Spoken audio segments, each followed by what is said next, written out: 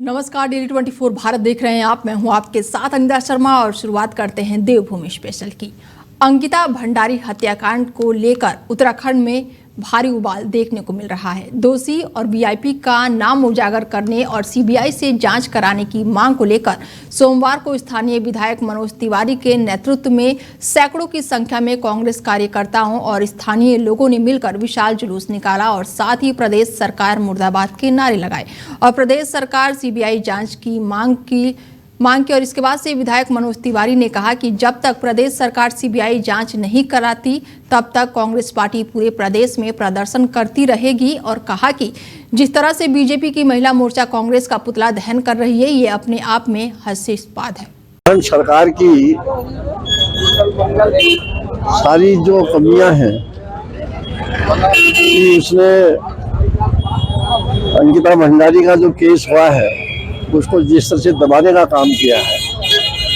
तो उस सब को लेकर के जो लोगों में आक्रोश है उसको लेकर के रैली प्रारंभ की जा रही है और पूरे प्रदेश में हर जगह यह रैली हो रही है ताकि सरकार को बेनकाब किया जाए और सरकार फिर जो मांग है कि सीबीआई की इसमें जांच हो, जो वीआईपी है उसका नाम उजागर हो, उसको सजा मिले और उसको लेकर के ये रैली हो रही है। देखिए, जिस तरह से भारतीय जनता पार्टी के नेताओं ने हमारी बेटी के साथ जो अन्याय किया है उसके न्याय के लिए, उसके परिवार के न्याय के लिए आज हम सब लोग यहाँ पर अपनी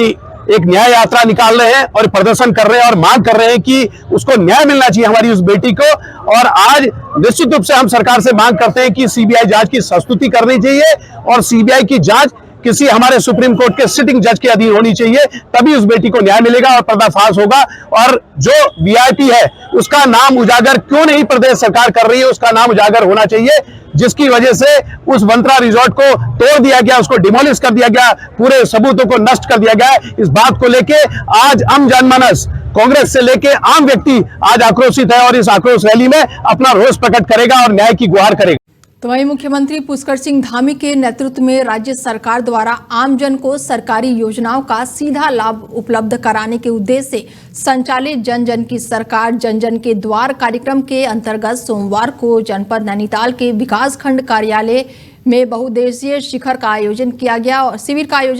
शिविर के माध्यम से क्षेत्रीय नागरिकों को राज्य और केंद्र सरकार की विभिन्न जन कल्याणकारी योजनाओं की जानकारी प्रदान की गई और साथ ही लाभार्थियों को योजनाओं से जोड़े जाने के साथ ही उनकी समस्याओं की सुनवाई पर समाधान भी किया गया। ये माननीय मुख्यमंत्री जी का जो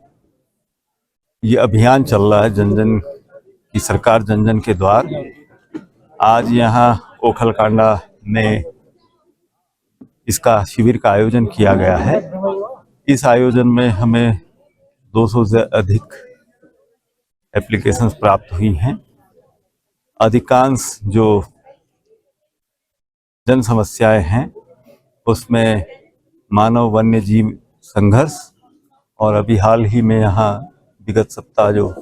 2 हादसे हुए हैं लेकर, और इसके अलावा भी यहाँ पर जो एनिमल्स की प्रेजेंस है उसको लेके ग्रामीणों की ज़्यादा मांग फॉरेस्ट डिपार्टमेंट से घेर बाड़ तार बाड़ को लेके है, सोलर लाइट्स को लेकर है, जल जीवन मिशन को लेकर भी भारी संख्या में मांग पत्र प्राप्त हुए हैं। उसमें काफ़ी कंप्लेंट्स भी हैं। देखिए, जन जन की सरकार जन जन के द्वार कार्यक्रम लगातार गांव-गांव चल रहे हैं और इन कार्यक्रमों से बहुत अच्छा लाभ जनता को मिल रहा है। मैं अपने मुख्यमंत्री पुष्कर धामी जी को धन्यवाद देना चाहता हूं कि पहली बार उनने एक ऐसी शुरुआत की है कि हमारे लोग कोई जिला मुख्यालय नहीं पहुंच पाते थे, तहसील मुख्यालय नहीं पहुंच पाते थे, ब्लॉक मुख्यालय नहीं पहुंच पाते थे और एसडीएम ऑफिस में नहीं पहुंच पाते थे, तो उनके द्वार में सरकार जा रही है। डीएम साहब से लेकर के सभी अधिकारी पहुंच रहे हैं, तो आम जनता को अपनी समस्याओं को रखने का एक अच्छा स्पेस मिल रहा है, एक अच्छा प्लेटफॉर्म मिल रहा है। तो इसलिए मैं अपनी सरकार को धन्यवाद देना चाहता हूं कि एक सुंदर प्रयास हमारे मुख्यमंत्री जी के द्वारा किया गया है। और मैं कल भी माननीय मुख्यमंत्री जी के साथ था और माननीय मुख्यमंत्री जी के पूछ भी रहे थे कि क्या क्या क्या हो रहा है, कैसा हो रहा है। मैंने कहा सर मान्यवर जो जन जन की सरकार जन जन के द्वार कार्यक्रम की शुरुआत आपके द्वारा जो की गई है, निश्चित रूप से इससे हमारी क्षेत्र की जनता को लाभ मिल रहा है। जो गरीब लोग हैं, जो असहाय लोग हैं, जो बेचारे जिला मुख्यालयों में नहीं आ सकते हैं, जो लोग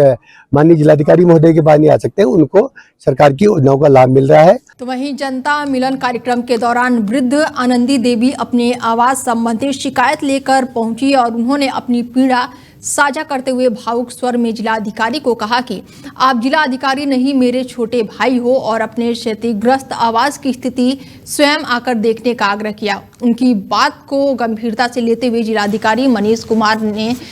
देर शाम उनके आवास पर पहुंचकर आश्वासन दिया कि निर्धारित समय पर जिलाधिकारी कुमार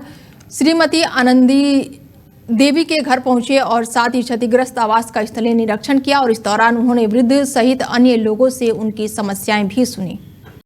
उत्तराखंड में ड्रग्स के बढ़ते खतरे को देखते हुए पुलिस और विशेष एजेंसियां लगातार सख्त निगरानी कर रही हैं और जिसके बाद से अब बड़ी कार्रवाई भी देखने को मिल रही है। और इसी क्रम में एसटीएम जैसे सिंथेटिक ड्रग्स जो कम कीमतों में ज़्यादा नशे का प्रभाव देती है, उसके प्रसार को लेकर हॉट स्पॉट्स मैपिंग की गई और इस मैपिंग में मेट्रो शहरों के साथ साथ छात्र बहुल्य क्षेत्रों और पर्यटक स्थलों की विशेष रूप से शामिल भी किया गया। देहरादून जैसे स्टूडेंट वाले इलाकों और ऋषिकेश जैसे टूरिस्ट डेस्टिनेशन को संवेदनशील मानते हुए हॉट स्पॉट के तौर पर चिन्हित किया गया और इन क्षेत्रों में संदिग्ध गतिविधियों पर नजर रखने के लिए कुछ लोगों को सर्विलांस पर रखा गया है ताकि समय रहते ड्रग्स सप्लाई चेन को तोड़ा जा सके। पुलिस महानिरीक्षक और एसटीएफ साइबर नीलेश आनंद इसके साथ ही कार्यक्रम में आयोजित रहे और इस दौरान प्रेस कॉन्फ्रेंस करते हुए बड़ी जानकारी साझा की गई है। वहीं उत्तराखंड में सक्रिय सभी गैंगस्टर और आपराधिक गिरोह द्वारा पुलिस लगातार इनको रडार पर रख रही है और राज्य में ऑपरेट हो रहे गैंग के जरिए हत्या और डकैती को रोकने के लिए एसटीएफ लगातार कार्रवाई कर रही है। पुलिस महानिरीक्षक ने बताया कि गैंग के खिलाफ ट्रायंगल और साथ ही गैंग चार्ट के जरिए नेटवर्क मैपिंग की जा रही है और गैंग के सरगना, उनके गुर्ग और संपर्कों के तकनीकी और मैनुअल सर्विलांस पर रखा गया है। उन्होंने स्पष्ट किया है कि शेर सिंह, हसन जादी और वाल्मीकि गैंग समेत सभी गिरोहों पर कार्रवाई लगातार चल रही है और कुछ मामलों में जांच और लीड्स पर काम जारी है और आगे भी कार्रवाई लगातार जारी रहेगी और इस बारे में जानकारी और भी साझा की जाएगी। तो वहीं एग्रीस्टेक कृषक की फार्मर रजिस्ट्री तैयार किए जाने के उद्देश्य से आज जो है वो जनपद रुद्रप्रयाग में एक प्रशिक्षण कार्यक्रम का आयोजन किया गया और इस प्रशिक्षण में जनपद में कार्यरत ऑपरेटर, संबंधित अधिकारियों और कर्मचारियों को योजनाबद्ध और साथ ही चरणबद्ध तरीके से प्रशिक्षण प्रदान किया गया ताकि फॉर्म रजिस्ट्री का कार्य सही, सटीक और समयबद्ध ढंग से पूर्ण किया जा सके। प्रशिक्षण कार्यक्रम में अध्यक्षता मुख्य विकास अधिकारी राजेंद्र सिंह रावत द्वारा की गई। हाँ, एग्रीस्टेक योजना जो है ये भारत सरकार की योजना है और इसमें जो किसान सम्मान निधि किसानों को मिल रही है, इसको जो है उनके मौसम, भूमि और जो है वेदर, इन सारी चीज़ों से जोड़ा जा रहा है जिससे किसानों को लाभ प्राप्त हो। तो इसमें जो है भारत सरकार की गाइडलाइन ये है कि अगर जो है हम लोग इसको फार्मर रजिस्ट्री नहीं करेंगे तो अगली किसान की जो सम्मान निधि है वो रोक दी जाएगी। इसीलिए ये बैठक आयोजित की जा रही है कि सभी जो है जितने किसान सम्मान निधि के लाभार्थी हैं उनका जल्दी से जल्दी हम लोग अंश निर्धारण करके उनकी फार्मर रजिस्ट्री कर दी जाए। और फार्मर रजिस्ट्री के लिए यहाँ पर जो है 3 स्टेज में हो रही है। एक तो ऑपरेटर स्टेज है, उसके बाद इसका जो है द्विस्तरीय सत्यापन हो रहा है जिसमें जो है तहसीलदार हैं और एसडीएम हैं। ये एग्रीस्टेक योजना के अंतर्गत जनपद स्तरीय हमारा प्रशिक्षण है और इसमें रेवेन्यू डिपार्टमेंट के एसडीएम, तहसीलदार और पटवारी, इसके साथ साथ एग्रीकल्चर डिपार्टमेंट के, हॉर्टिकल्चर डिपार्टमेंट के और पंचायती राज के, पशुपालन विभाग के कार्मिक, सभी का जो है ऑपरेटर, वेरीफायर और अप्रूवर आईडी का कार्य भी गतिमान है। इससे पूर्व हमने सारे डेमो करके प्रशिक्षण भी दे दिए और आशा है कि हम लोग ये एग्रीस्टेक फार्मर रजिस्ट्री का कार्य समय से पूर्ण कर लेंगे। फिलहाल बुलेटिन में मेरे साथ इतना ही। दीजिए इजाजत। नमस्कार।